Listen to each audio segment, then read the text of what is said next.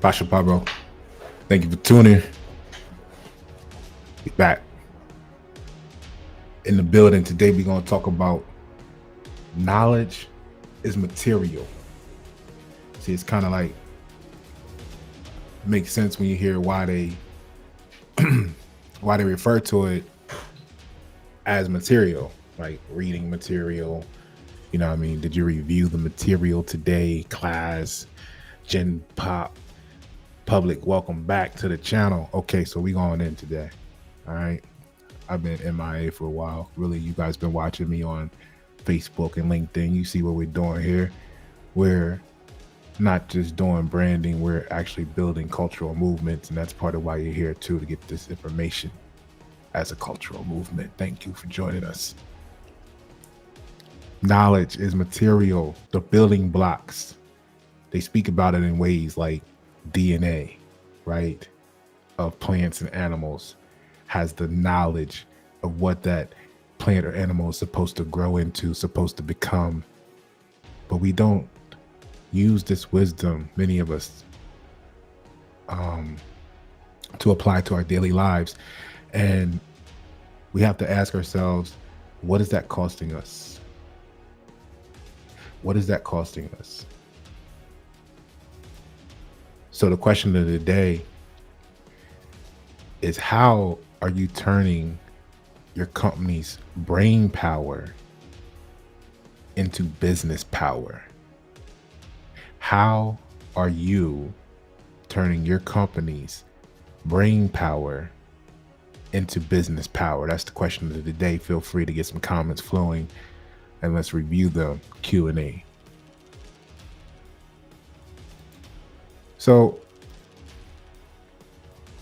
I was going through conversation. I was in a conversation with coaching on a client, and I advised them, I was like, knowledge is material. And I was like, you know what? That's going to be my post. And then I said, well, let me go ahead and build upon that because people need to know it. Right? So how do you define income? Right? What is your definition of income?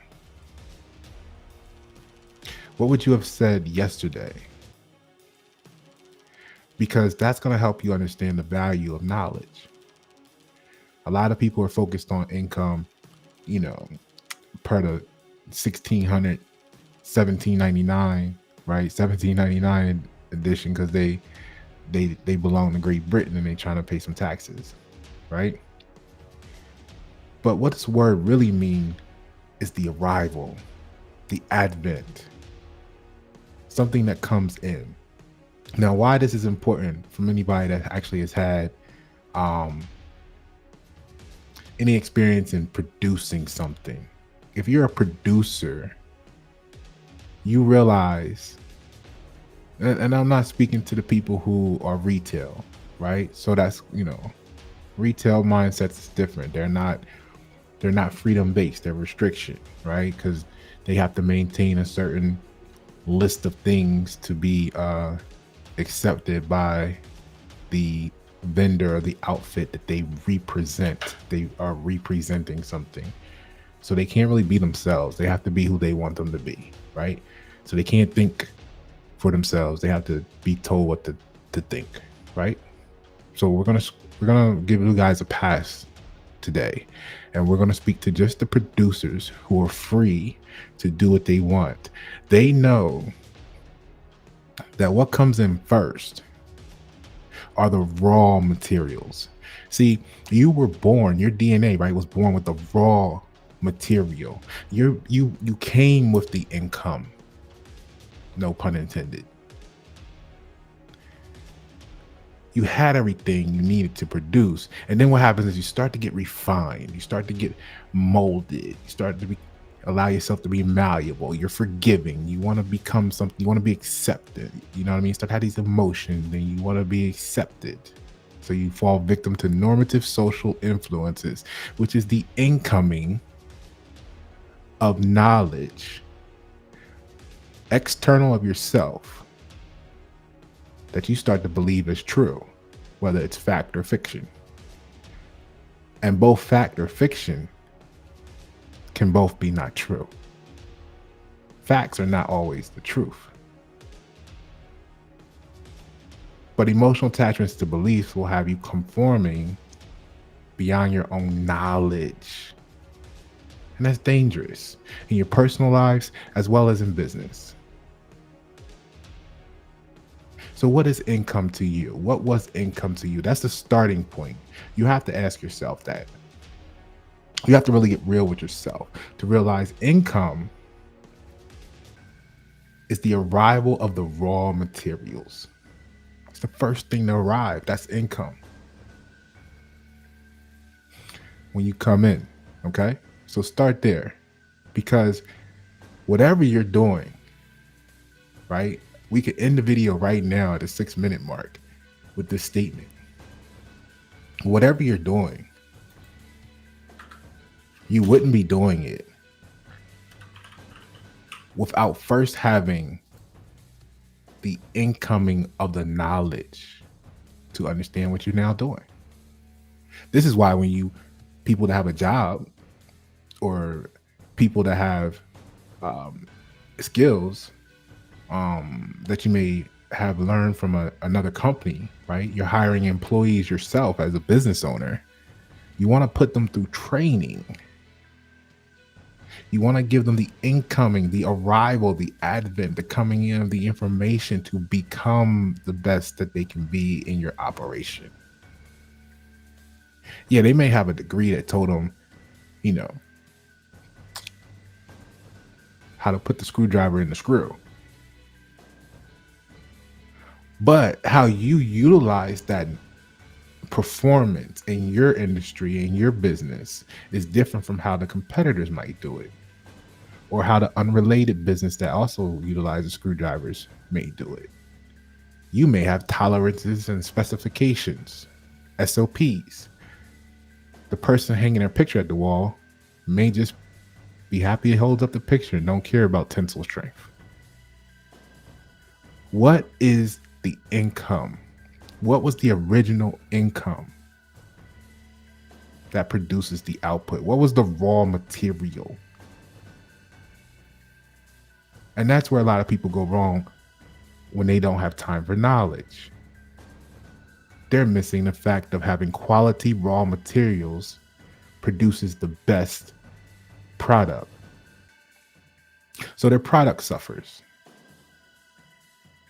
Or the consumers avoid quality products because it costs them too much from the standpoint of investing in the quality material that went into constructing it. Oh man, Pasha talks or you send a long text. They want concise because they don't value quality. And you have to ask yourself, is that the person you want in your business, in your brand, in your family, in a relationship with it all? Do you even want that person to be a customer? Do you wonder why Ferrari sues people that buys a car from them? Because they're not maintaining the brand. They didn't execute. They didn't have knowledge that there was a clause that said you can or can't do because we want our product to be presented in this fashion. Now, whether you agree with that or not, but buying it from them, you technically agree to it. Terms and conditions. Okay? So that's where we got to start. And it took a little while to explain that because I get long-winded because the truth is infinite. And if you try to shortcut it, well, you're short. So now that we've defined the knowledge as a tangible asset, let's look at some words real quick because we got to know what the words mean. So we'll start with, we did income. But I said knowledge is a material. So let's look at what material means. It's a thing made of matter, a substance, right? That's what most people think of when they think of material, but that was 1380 in the noun form. It was originally matter, physical, concrete, and earthly. Now, physical is an interesting word because it actually has its origins in healing. And I know what you're saying.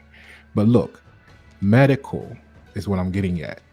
Medical, as distinguished from surgical, is what physical means, right? It was one of the earliest, borrowed from the forms of nature, natural. See, so knowledge is natural. Okay. But what else did it say it was? It said it was also concrete, right? When we get into it. And I think this is unique. This is interesting because concrete was denoting an actual or solid substance. Originally, it was to grow together, to solidify. And this is really important when you get to like you go back to the video I did on vision versus envision. See, in order to have the vision, you first have the vision, then you envision it by manifesting the vision. So you form concrete, you make your vision concrete. Okay. So the vision of what you're building is the knowledge. The understanding is what allows you to envision. So this is why the Virgos, you know, we're so analytical and we have such an attention to detail. We're so cautious that we can be we appear to be suspicious, right? A lot of people are concerned with what we're doing, our actions, because we appear suspicious to them, right? And it's really based on our cautiousness. So Virgo's connection to Mercury and the planet of communication and intellect is part of why we're so cautious. It's part of why we look at the word authority is not you. The authority is the book or the quote that settles the question. And a lot of people out here running around talking about what they believe because they don't know nothing. I ain't gonna say they don't know nothing, excuse me. They don't know what they don't know. A wise person knows that they don't know something. A not wise person doesn't know that they don't know. Okay? So what separates a lot of people is being able to admit that you don't know what you don't know. And once you do that, you can find value in accessing quality raw materials to build in that area. But if you never understand that you're lacking in that area, you'll never see the quality, the value of sourcing the material to build in that space. Okay? So that's why they don't appreciate, that's why normatively socially influenced people don't appreciate as much as we do each other, informatively socially influenced, because they're just trying to fit in, but they don't know what it takes for them to fit in, maybe sacrificing everything that they should be or of true value. So now that we have that on the table, what's the material impact of knowledge in business, right? Because most people are just focused on what? Financial. They want to get financial advice. They want to get all this information about money until you tell them, hey, there hasn't been any money in circulation since the 30s, then they think you're crazy because they're like, well, what are you talking about? But it's because they don't even know what money is. They're out here chasing stuff, trying to build this empire based around money, and it's all a figment of their imagination. They took the money out of circulation in the 30s. All you have now is fiat currency, totally different thing. What you talking about, not you, public, why that 7 public, but the Gen Pop. You'll hear them all the time talking about money. They're telling you how much money they spent, how much money they got, asking how much money you got. They don't know they don't have any money. How many times you scroll down Facebook and see someone, depending on your population of friends, quality of friends, talking about someone being broke, or seeing certain women saying broke man this or that, not realizing that everybody's broke because there ain't no money. See, it's just they don't have the knowledge to know any better. So because they don't know any better, they can't see the value of coming together to do something different, to build something different. And then they invite you to fit into the normative social influence, the society of imagination, because they don't realize how crazy they sound, because they don't know any better. So they can only build but so high, because knowledge as a material is the building block. So what are you building with quicksand? What can you build with quicksand? So make sure the knowledge that you have is firm and foundational so that you can build upon it. But like you said, most people are focused on the impact of financial performance and efficiency, which sounds good, but it comes sometimes at the expense of human relationships and structural capital. So human capital, relationship capital, and structural capital, right? So if organizations fail to recognize the value of the intangible, even at your home life, your personal relationships, if you don't value the intangible, right, you're missing out on a great opportunity of value, and you're going to be at a disadvantage. I mean, not to boast, but I'm talking to you from experience. One of my biggest is if I go to corporate America and say, hey, I have an official 34 Wonderlic score. They go, oh shit, you got a what?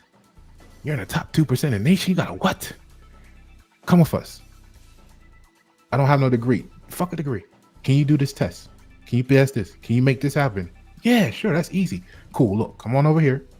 Do this. We're going to pay you this. And then I get to the point where I can't go any higher, because most corporations, they want a degree for you to exceed. Like, that's why I left 3M. I hit the glass ceiling. If I go any higher, I would need a technical degree and pay, even though I was doing work all the way up to I was doing engineering work. I served as the vice chairman of the maintenance and reliability chapter for 3M Global, and I didn't even have an engineering degree, but I have a 34 Wonderlic score, which put me in the top 2%. Now, Pasha, why are you saying this? Because when I go talk to the average person, they don't know the value of it. They don't know how, if they just listen and we work together, they don't see what we can build in the community. So organizations, whether you think corporate or personal, organizations that fail to recognize the value of these intangibles, dealing with knowledge being a material, may find themselves at a disadvantage. Leeway says, peace, Pasha, they don't comprehend the limits designed in an education design to create good human resources and adult fairy tale type existence, and not much more. You know, Leeway, that's a great proposal. I appreciate you sharing, because most people are to the point where they realize, right, that they've been trained to be employees. Like, again, we were just talking about the financial People are interested in what they call money, so they want to know about the finances. So you see this concept in the mentality of people getting to the point where they're like, hey, because this is becoming more of a buzzword, why didn't we have any financial literacy training in school? They didn't teach us to do checkbooks. They didn't teach us to how to make money. They just taught us how to be good employees.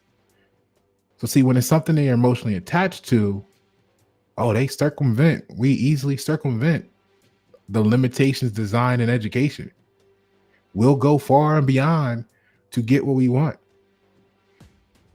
Like Morpheus said, the woman in the red dress, right? When we saw her, you wanted to know her name, her phone number. You went to great odds and great extent to get it.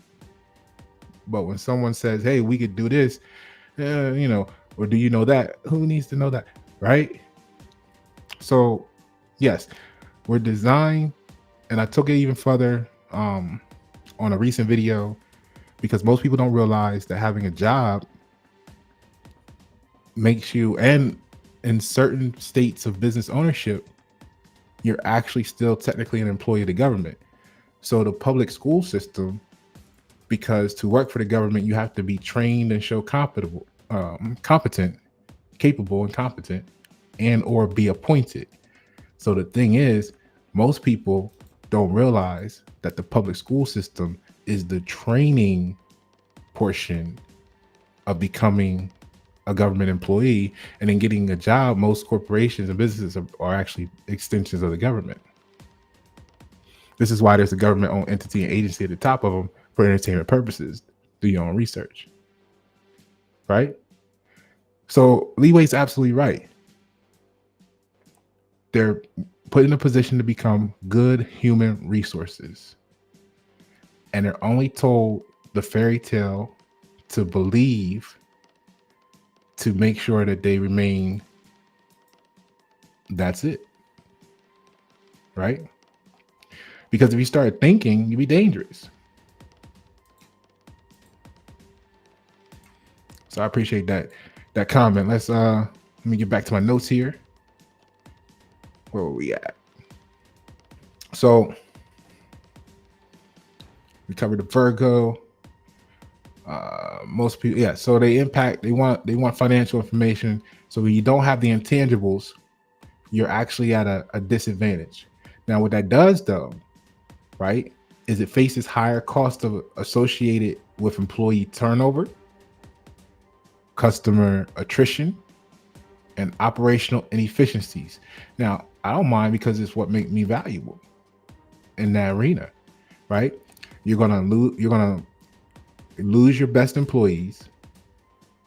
It's gonna cost you more to get customers. The customers you want, you're getting, may not be the right customers for you, but you didn't know what you needed. You didn't have that knowledge. You didn't have that raw material to know what you actually want in a customer. Maybe because you never even took the time to get the raw material to know who you are yourself. So then you don't know who the gym pop may not know who they are. Then they enter into a business that they don't know if the business is a good fit for them or not, from a personality match of themselves and the entity of being a business and or a brand. That's part of why I'm developing this workshop. So, whether you're on Facebook or LinkedIn, wherever you're following me at, stay tuned. The workshops in development, I want to help get you right with the vibe experience. You got to make sure the vibes and the frequencies line up. That's why I like to use the phrase join the frequency. Right? So they don't know who they are. They start a business or a brand not knowing what it really is. So they don't know if they're a good match for each other. Then they try to develop a product,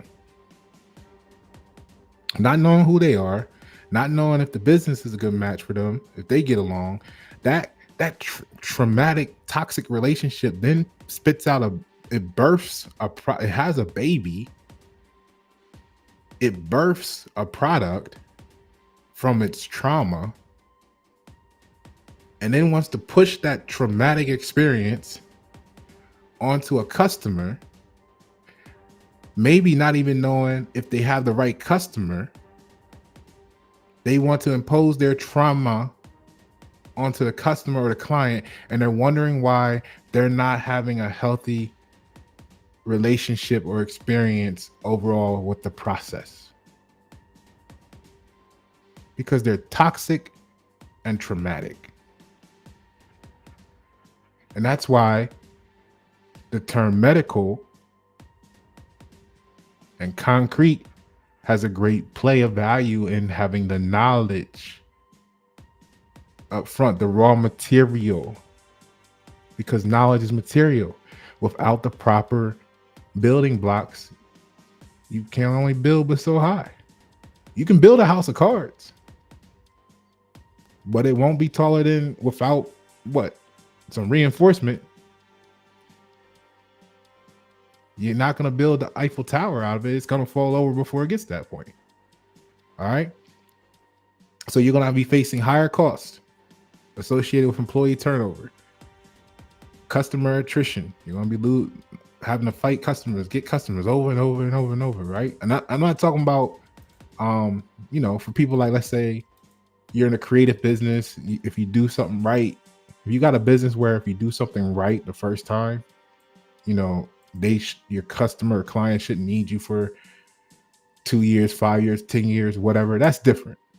Okay. That's part of your natural cycle. You got to keep getting new customers. But for people who wondering why they got to keep getting new customers and they don't have repeat customers, it's because you don't have a good mixture, a good blend.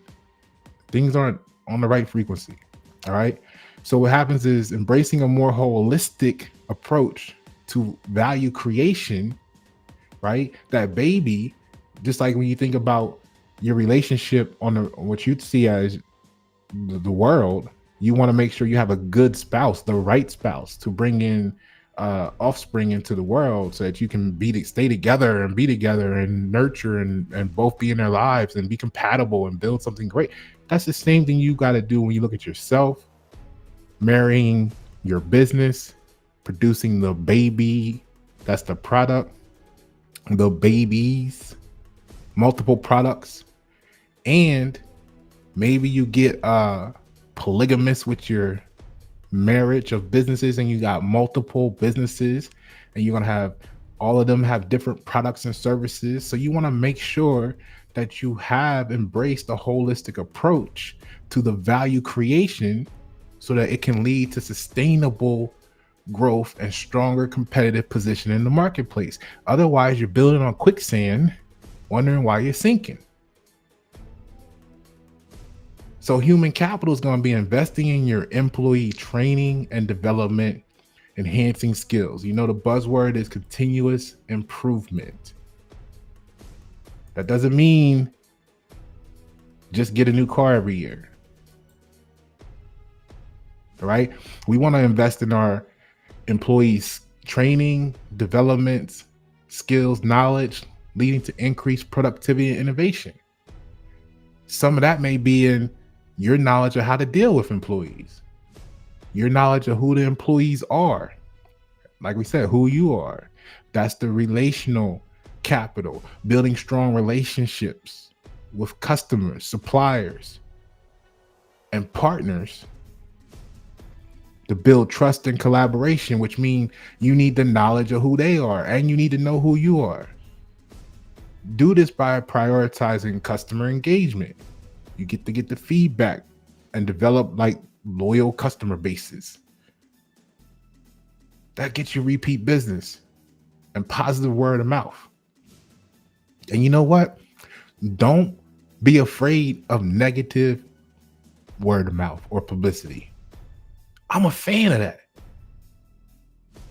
What do you mean, Pasha? I mean, people are so focused on being accepted that they project that marketing should only attract who they want, right? Now, granted, you don't want to attract the people you don't want, but what you're missing is the opportunity to repel the ones you don't. So if you walk in a room of 100 random people and you had the power to go and just part the sea, so to speak, and all that you would be left with was the 4 that are closely who you're looking for, it would make it so much easier to find the two that you would actually leave the room with, right? So why aren't we doing that? Why do people want to hang on to everybody and everything? You know you ain't like them. You know you didn't like something about them. You know they didn't like something about you. Why you want to smile on their face like disingenuous codependency? Did that video with him on. Check it out. Haven't heard from him since, but check it out. Disingenuous codependency. We don't want disingenuous codependency. What you want is your long-term super fans of your product and your brand. Shout out to the VAR. Launching the clothing line. Ambitious. Make sure you check him out. So people trying to hang on to everybody and everything because they want to be accepted, because they don't have the knowledge of what that will cost them in the long run. Right? Knowledge is your superpower, is your strength. All right, let me get back to my place here. Hold on a second. So, relational capital. Don't be afraid of negative publicity. It separates you from the people who don't appreciate you, because it's only going to appear to be negative to the people who don't get you. What I mean is they can talk about what makes you great, and it will sound negative to the ones who don't appreciate it. Just like having a 34 Wonderlic score makes some people run out the room because they're going to be like, oh my God. But other ones going to come with the check for you.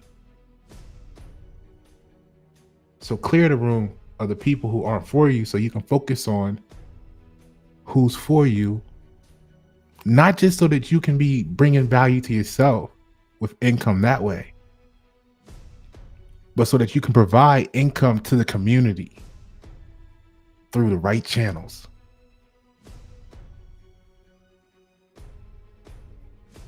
Like, it's unfortunate. We're being creative. Every customer is not the best fit. Some people pass your screening test. They get to the point you start working on a project and they go rogue. They wind up MIA. You call, you send an email calling them. How long do you chase them before you be like, I guess you don't want this done? I'm a creative solutions expert. I don't make pictures. I'm not the type to be like, hey, you like this one? Hold on, how about this one? What about this one? No, I come with, in some cases, 64 pages of psychology detail that says this is why this is the solution. There's no questioning me. And I'm not saying I don't accept feedback. I mean, there's 64 pages of psychology and science telling you why this is what it is. If you want something different, you need to go somewhere else. So what happens is that's an emotional response because you're not allowing the income of the knowledge that justifies why this is what's best for you. You're hanging on to something else from that normative social influence plug. Matter of fact, you're only here to get a rebranding or to get a branding because you don't know, but you can't admit to yourself, not you, but the Gen Pop people, that you don't know what you don't know. So here you are trying to tell the expert something beyond the 64 pages of psychology reference from the authority, not me. The authority is what, people? The book or the quote that settles the question. So you got 64 pages of books and quotes that settle the question, and you trying to. So then what happens in that case? You get mad. They get frustrated. They are going to, let's say, stop working with you. So now you didn't lose because you had the knowledge to say, hey, that just means now that I did a design report and rendered a sketch for 500 or $1,000. And that's it. So it makes my value of my desire report go up. But what it fails to do is produce that connection to the community to put you in position so that by the time the 2030 agenda rolls in here, when they're trying to say you will own nothing and be happy, we will have more people, the max amount of people in position to be sustainable. The next time we have supply chain issues, we shouldn't have to depend on cargo ships delivering product to the ports. So the next time the port workers go on strike, we not concerned with it because we make everything in our backyards.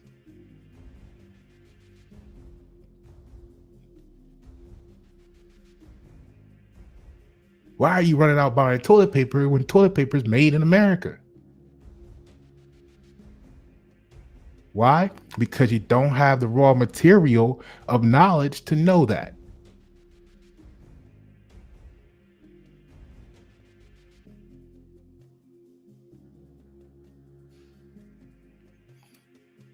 Devari says, Pasha builds brands. Pasha gives you what you want and need, but the information that you need to help your business, etc. Thank you, Devari. From a current and past client, a repeat customer, a repeat client.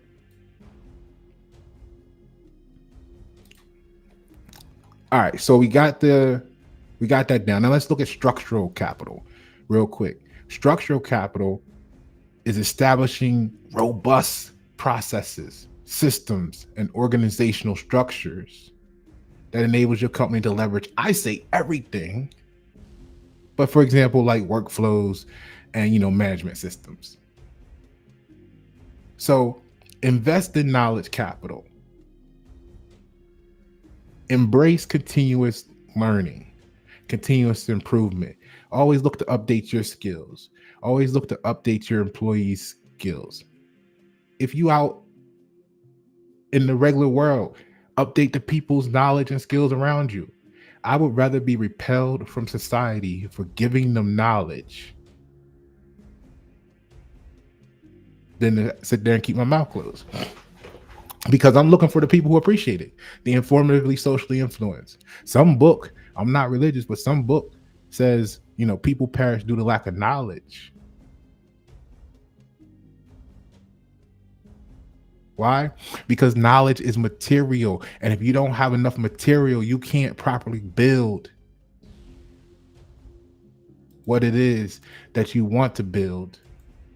And some cases, you can build what you want to build, but you're only building what you want to build because you don't really have enough material to build what you actually need to build. And that's where knowledge management as a business strategy comes into play, because many who think about this structuring, retaining to, and sharing knowledge within organizations, many think of it like that. But what about sharing? You think about it easily when it's coming internally. Okay, we want our employees to know this and that because we want them to be the best. But branding and marketing is knowledge management of your business or brand to the external world. That's why I call it awareness campaigns. We're giving the income, we're providing the income to the gym pop of your knowledge, the knowledge about your brand, what you stand for, who you are, what you're building, what you're doing. But again, if you don't know that, then the whole thing is corrupted. False. It's quicksand. Or you're going to be debating me because I'm going to give you the truth. And then you're going to be like, I don't like the truth because you ain't looked in the mirror lately to know that what I'm telling you is who you are. And I'm okay with that. Because I had to go through it too. I just went through it in my early 20s. Which is why I don't judge people. Because I started off there too. It was just decades ago. So you have to go through the process before you can coach people. A lot of y'all are going to coaches that haven't even completed this process of self-knowledge themselves. So how if they don't know themselves, how can they know that they're a good fit for the business or brand or service they're providing you, like we talked about earlier? And then they have that marriage trauma and toxicity, and they produce their products, and then they force their products upon you and tell you you should convert and comply and do it this way. And you're wondering why you're giving them $3,000 a month and you're not progressing or changing. And then you talk to Pasha for 5 minutes and like, oh my God, you solved this issue I've been having with my coach, and I've been giving them thousands of dollars. It still goes down to your lack of raw materials because you didn't know that they don't know that they don't know, because you didn't take time to study them.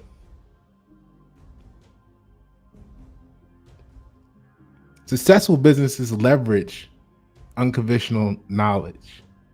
Like Airbnb was able to revolutionize hospitality through the sharing economy.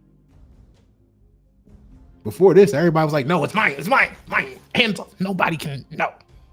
Now people giving their keys out, they leaving little codes and stuff. Oh, come on, you're welcome. We're sharing, right? Tesla disrupted the automotive industry with sustainable energy solutions from applying knowledge differently. Because they, everybody that came out with the water engine, they disappeared. So we had to use electricity so that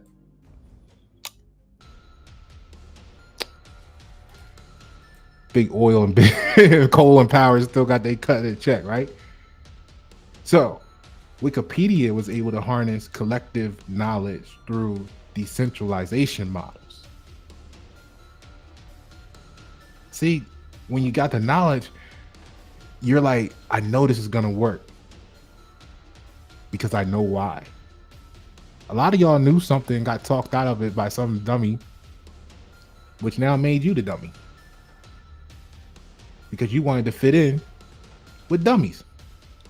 All because you didn't know that they were dummies. That's the cautionary tales. That represents the business failures due to the outdated mindsets and the old models. That's why we're working to transition from transactional leadership to transformative leadership. That's the difference between the United States and America. See, Blockbuster failed to adapt to the digital streaming, right? Nokia underestimated the impact of touchscreen technology. And Toys R Us neglected commerce opportunities. The danger lives in oversimplification and misinformation. This is why we spend time at YNET 7 telling you that the phrase, the buzzword of clear and concise is part of your dumbing down process. It's got you arguing about, oh, you sent too much information. Make it clear and concise. You can't have clear and concise. Concise is a fractional view, interrupted, incomplete. Clear is the whole thing, unobstructed. And that's why you could repeatedly go through these cycles. You send the one sentence, they ask you 20 questions. You send 6 paragraphs, they ask you why you didn't send one sentence. They never know what they want, so they'll never be able to make up their mind because they don't know what they don't know. And if you keep trying to chase their feelings, you'll never know how they're going to feel that day. And to me, that's a trust issue. And I get rid of trust issues. This is why I need you to be confident in who you are so that you can be who you are full time around me. Then we can talk about what the truth full time looks like between us. Otherwise, you're just creating a big trust issue. And there are other people who enjoy those games. So the risk of dumbing down information is misunderstandings and errors in implementation, short-sightedness, and solving the wrong problems. So I said I'm a critical solutions expert. I don't solve problems, because you can solve a problem that don't have nothing to do with the solution But because you were emotionally attached to that problem, you might blew your whole investment on something that'll never add value. Come to me and get your solutions handled. I provide that income for you. It gives you a hindrance to learning and professional growth. The dumbing down does. The societal impacts of misinformation is things like health consequences, right? Hold on, let me switch up your eye candy. Excuse me, health consequences. You're gonna have customer hesitance. I'm gonna say customer instead of, because this ain't medical advice. You're gonna have health consequences like customer hesitancy and potentially unproven treatments.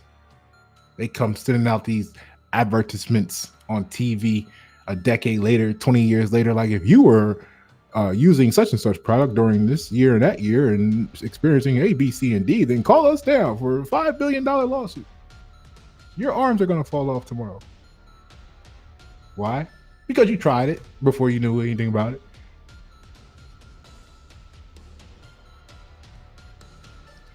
Political polarization and erosion of trust in institutions is also the success of societal impacts of misinformation. And there's economic impacts on healthcare costs and lost productivity, etc. The list could go on and on and on.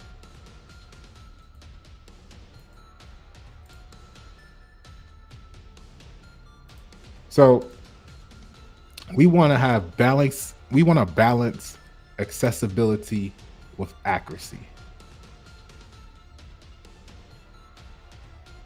We want to balance accessibility with accuracy. That's why you see me as an advocate of getting rid of the currency altogether, the fake fiat currency altogether, because you can't have equality in life, liberty, and the pursuit of happiness in a currency-based society. You're going to always have ethical considerations, right? There are going to be people trying to simplify complex concepts, which is what concise, which means they're not true because they're not considering the infinity, because they're trying to save $1 or be cost effective. So they're not going to account for every situation or everybody, which means you may be excluded through negligence or intentionally. We know you can't afford this, so we're going to make sure you can't get it. Like home ownership.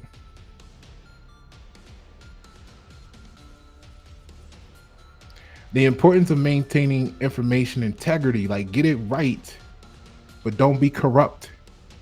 And let's get rid of these gatekeepers. Because like we said, the authority is simply the book or the quote that settles the question. Come on, dog. Share the book.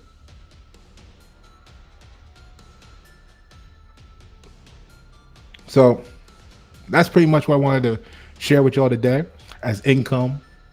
That's the income I wanted to give you all today, right? For your medical.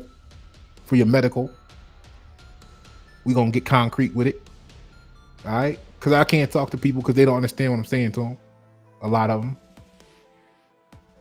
But that's why I like you guys. My White at 7 public. Because you get it. You go through the same thing.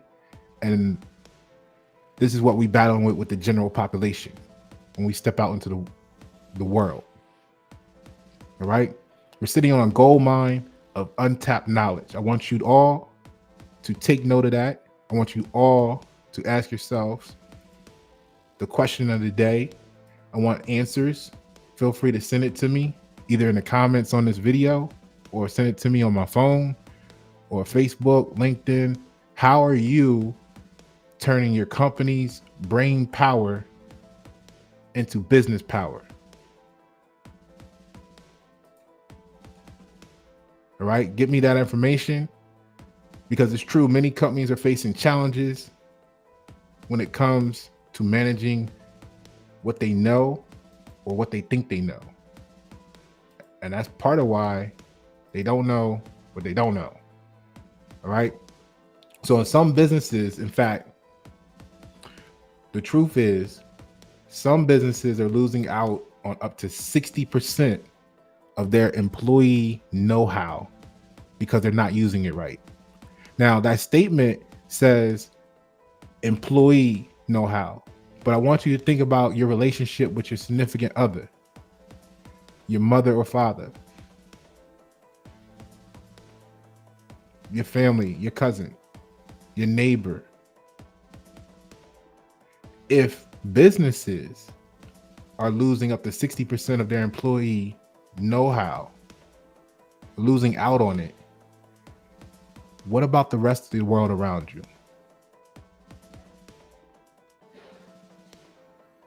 All right, we can increase productivity by 20 to 25% if we invest in that. Pasha Paroh, why that 7?